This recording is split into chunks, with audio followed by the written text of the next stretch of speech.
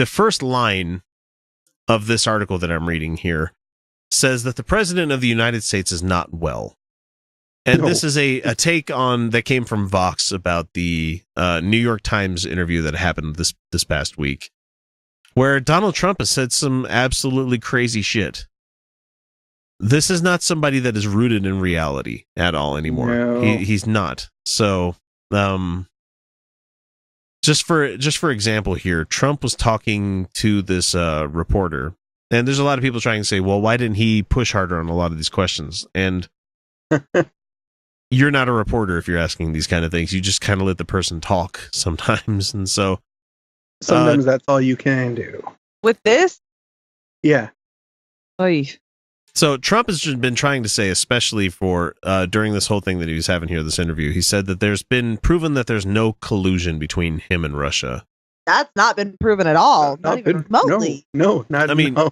And it says here, in recent months, Trump's former campaign manager and national security advisor have both been charged with crimes by Robert Mueller, and the investigation is not just ongoing, but apparently widening in its scope and ferocity. But here's what Trump said. I saw Dianne Feinstein the other day on television saying there's no collusion. She's the head of the committee. The Republicans, in terms of the House committees, they come out, and they're so angry because there is no collusion. The House, ran by the GOP, is saying that there's no collusion. Gee, I wonder why. Not. So that investigation is not even a full-blown investigation. They're not even trying. The House one is being run by Devin Nunes, and he was supposed to recuse himself on that, but he hasn't. Yeah, no, he's getting wrapped up in the Mueller investigation too. So he says, so I actually think that it's actually turning to the Democrats because there was collusion on behalf of the Democrats. And this is the pivot that's happened. Like they were saying, oh, well, it wasn't us. It wasn't us. It was Mueller's bad. The FBI's bad. The FBI's bad. And now they're trying to say, oh, well, they're coming to find that there's more stuff on the Democrats than there is on stuff like this. It's like, not more. No. I mean, if it's equal, I'm happy with it. I'm not saying it's not going to be more. I mean, I can guarantee you on that. It's not going to be more. It's not even going to be equal. There are probably going to be a few, but. And Feinstein said that she or any of the ongoing investigations has concluded that there was no collusion. What she said is that investigators believe that Trump may have obstructed justice in his efforts to derail inquiries into the collusion. So it's interesting that, like, in this interview himself, he said something like 16 or 17 times about collusion, no collusion, no collusion. It's just like, you don't have to repeat things that often unless you are an addled brain. I mean, or unless something's really worrying you. Or, well, unless you're just... He's got a very interesting train of thought about it. I want to read... without inflection as much as I possibly can, the actual transcript of something Trump said. Yeah. Oh, Jesus. Okay. So. Wonder if this is one that I've got. Yeah. So he says, it really doesn't matter the context because here we go. No, it doesn't bother me because I hope that he's going to be fair. I think that he's going to be fair. And based on that, it says inaudible in brackets. There's been no collusion, but I think he's going to be fair. And if he's going to be fair, because everybody knows the answer already, Michael, I want you to treat me fairly. Okay. That's not even English. There's not a full sentence. No. Here's another one. Here's another one. Maybe I'll just say a little bit of, I've always found Paul Manafort to be a very nice man, and I found him to be an honorable person. Paul only worked for me for a few months. Paul worked for Ronald Reagan. His firm worked for John McCain, worked for Bob Dole, worked for many Republicans far longer than he worked for me. And if you're talking about what Paul was many years ago before I ever heard of him, he worked for me. What was it? 3.5 months. 3.5 months? I'm pretty sure it was longer than that. I think it was like 6 months or something like that. It was almost 9 months a year. Or something. Yeah, it was like some. Man, 3.5 months. So that's that. Let's just say I think Bob Mueller will be fair, and everyone knows that there was no collusion. I saw Dianne Feinstein the other day on television saying there was no collusion. Yeah. So the New York Times also asked this one. These sentences are not like there's no it's just, he's just rattling on. It's very unsettling reading these. Right. He doesn't know how to take the question, reframe it, and answer it, No, he doesn't. But that's always how he's spoken. Yeah. Yeah, because but it's getting worse. It's getting worse, yes. But I think it's more that he's very, very intellectually lazy. So he doesn't even have the will to put together a complete thought. Yeah. One of the other things that he said is that the New York Times was like, you control the Justice Department. Should they reopen the Hillary Clinton email investigation? And what Trump says, what I've done is, and he pauses, I have absolute right to do what I want to do with the Justice Department. No, they don't work for you. No, they work for the American public. Man, absolute right to do what I want to do. No. Nope. That's a guy stretching for authoritarian power and misunderstanding how the system actually fucking works. He doesn't care how the system works. And let's be clear, he's never run a company very well either. No. All he cares about is authority. And I've been saying this for a while. All the right cares about is authoritarianism. And people will sit there and say to me, no, they're not bigots, and all they care about is their pocketbook. And I keep going back to, no, that's not. No, what they care about is authoritarianism. They care about authority. Yeah. And they'll find any scapegoat they can to get there. Mm-hmm. So the next one that we have is him claiming that he's smarter than other people about things. And this is a president that really... Presidents should be humble. They shouldn't be this guy where he's trying to say... Fuck it. All presidents are fucking egomaniacs. Yeah, he says... Well, yeah, you have to have a certain level of ego to even approach that. Well, someone was talking to him about the bills that are going through Congress and how potentially he doesn't know what's going on with a lot of these things. And he says, I know more about the big bills than any president that's ever been in office. Any president that's ever been in office. A guy that's never spent any time in Congress, that's never spent any time as a lawyer, that's never spent any time in the judiciary. Who doesn't even read his daily briefings. Let's be fucking clear on this. He has never read a single bill. And he says, whether it's healthcare or taxes, especially taxes, and if I didn't, I couldn't have persuaded 100... ... You ask Mark Meadows, another audible part here, another ellipses, I couldn't have persuaded 100 congressmen to go along with the bill. You had nothing to do with whipping votes. You had absolutely nothing to do with that. You didn't persuade anybody. No, we have a whole thing where a guy said that they flattered you so they could hang up on you. Yeah. Honey, you did nothing. That was ultimately shockingly rejected, the first bill. I know the details of taxes better than anybody. No. Better than the greatest CPA. Yeah, I know the details of healthcare better than most. From the same asshole that thought the insurance was $1 a month kind of thing. Yeah. Better than most. This is the same guy who had to come out and say, who knew it was so complicated?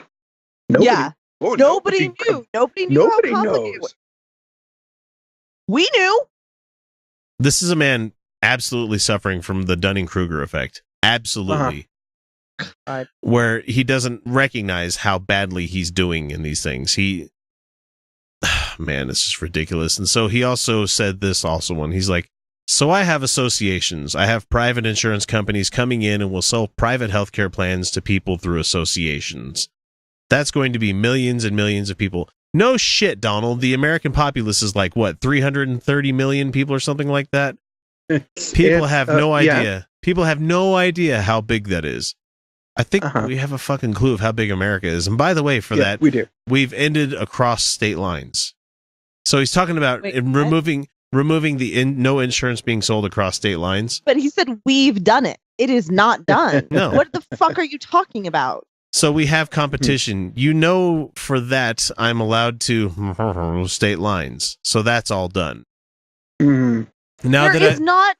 What is he saying? Well, here's the problem. Here's what he None did. of this is sentences. No, he's ended the individual mandate that came through with the tax bill. They removed that, and that's what he says here. Now that I've ended the individual mandate, And the other thing I wish you'd tell people, so when I do this, we've all got health care. You know, McCain did his vote. What?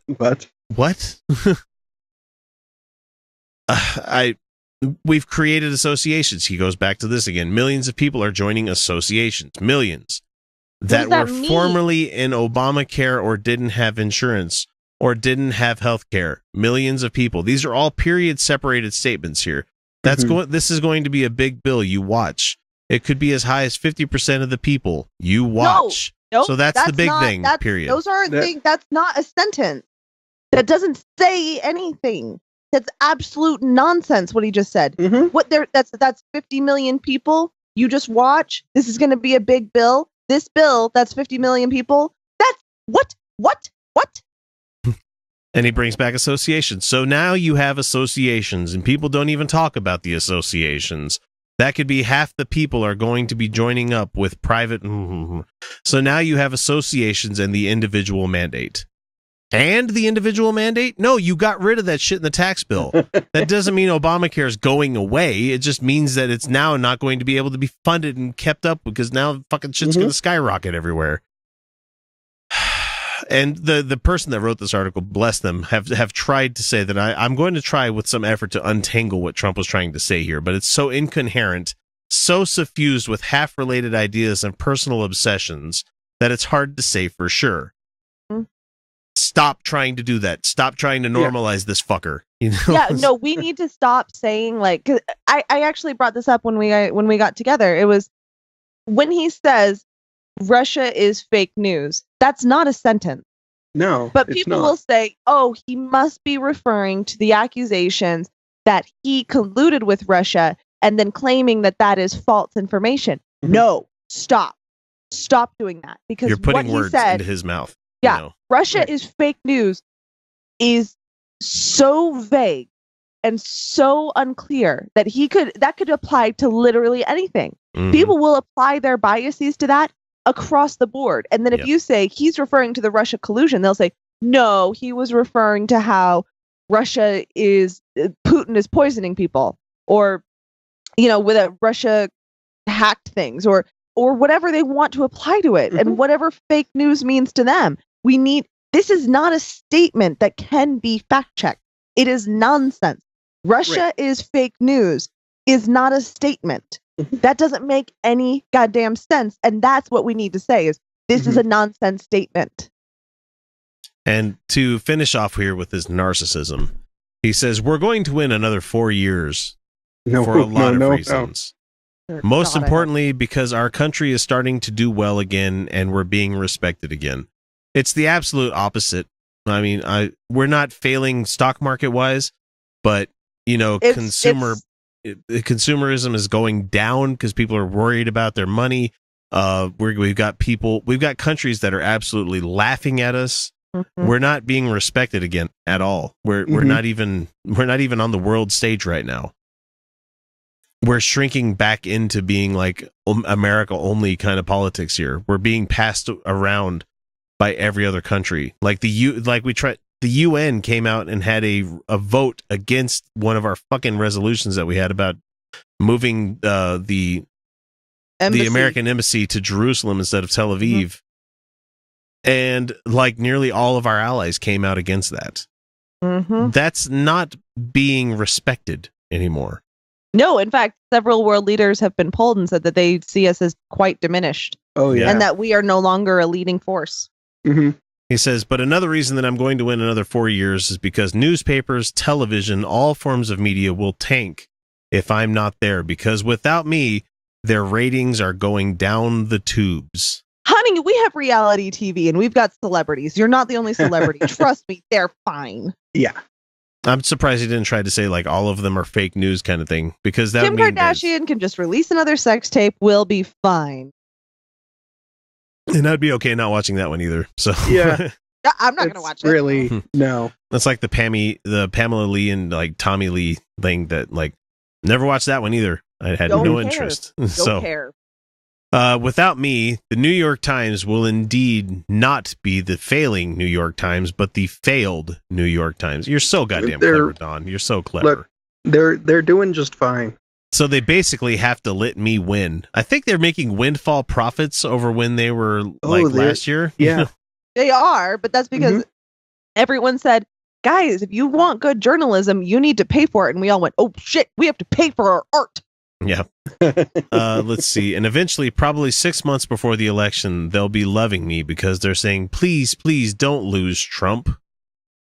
Is he trying to make a joke? No. I mean, his humor is not very well made, I should say. Well, no. You have to, when you listen to or you read what he says, you have to think of it in the context of somebody very adolescent speaking.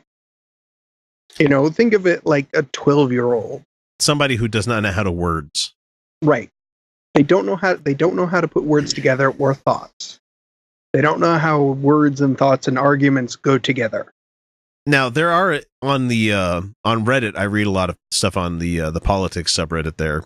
And there's sometimes people have this bot that goes through and shortens articles for people based on relevance of how many times a word shows up there. Yeah. And every time like Trump has like a news article that gets shortened down to, one of the keywords that it says for relevance, like usually like number 4 out of the 5 is the word very. He uses the word very so often that it gets part of the truncation there. It's just, it's fucking weird. But that's our president. He's not well. And I'm sure we'll be talking about him for a while to come in 2018. Just, man, Yes, we will. Can't stop. I really, look, if anybody's actually interested, go look for it, because there have been several linguists that have tried to analyze his speech patterns. I don't know how they can. They have trouble. They have a lot of trouble with it, because most of it just doesn't really make sense until you start applying other contexts. Like, most of the time he's talking about himself. Yeah. Like every time he says, oh, most people don't know this. Well, no, he's talking about himself. Yeah, right. We've already decided that everything that the GOP is doing nowadays, when they're obsessed about something, they're projecting. Yeah. Oh, every time. Yeah. Yeah.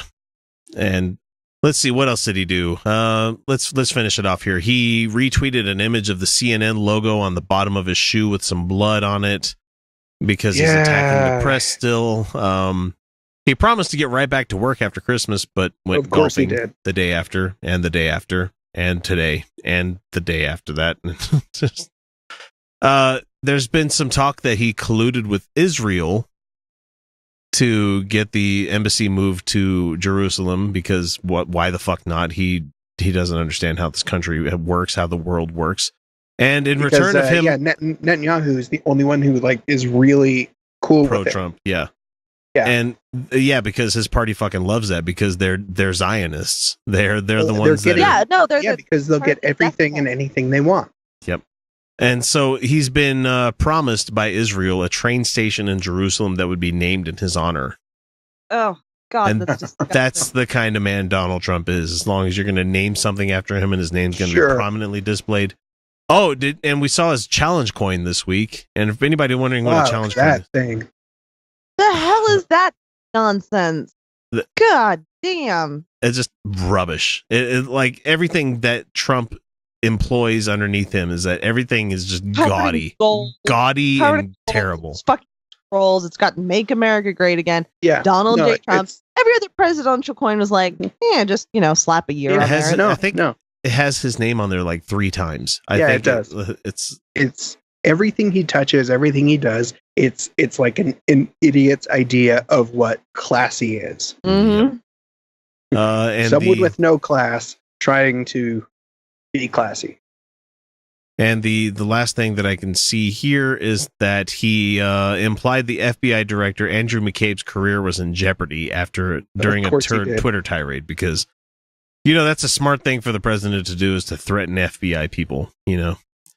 And again? He's continuing this shit. It's kind of moving on now that the Fox News and everybody else are going like, oh, turns out that our people that usually love cops don't like it when we go after the FBI because they're cops, Yeah. Surprise.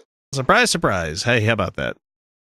So anyway, I guess that's going to be the Trump roundup for week 49. Great. It's almost been a year. Ugh, man. Yeah, a year of this. I hope we survive. I really do. A year of this, but oh god, I'm gonna there's get more just whiskey. so Love you guys. I'll be right much back. more.